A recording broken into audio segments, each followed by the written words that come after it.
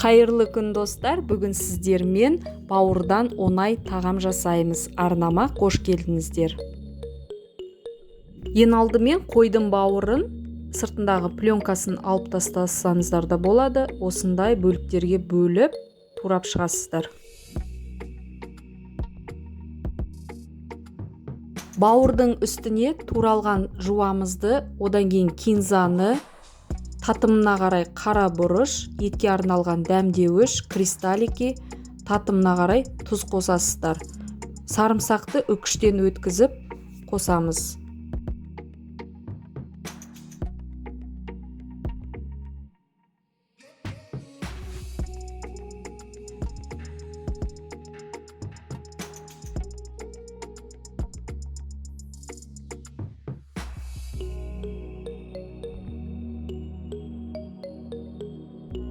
Енді осы қоспаның үстіне бөлме температурасында тұрған сүтімізді қосамыз.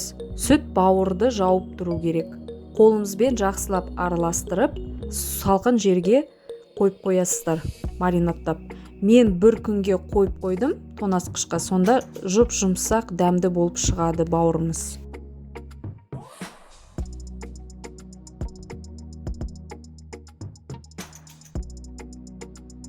Бауырды орағанға қойдың іш майын аламыз. Осындай іш майды бірнеше бөліктерге бөліп аламыз.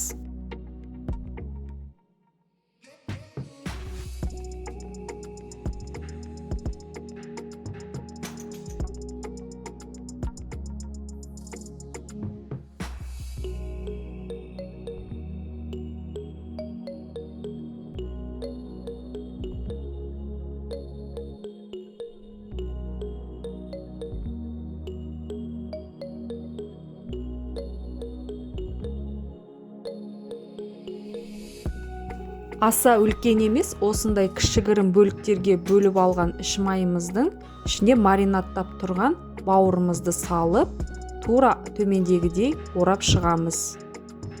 Осындай тағамды далада жаңағы мангалға жасасаңыздар да болады. Өте дәмді, шашлықтың кемінде шашлық сияқты шығады. Мен қазір барлығын жасап алғаннан кейін духовкамызға пісіріп аламыз.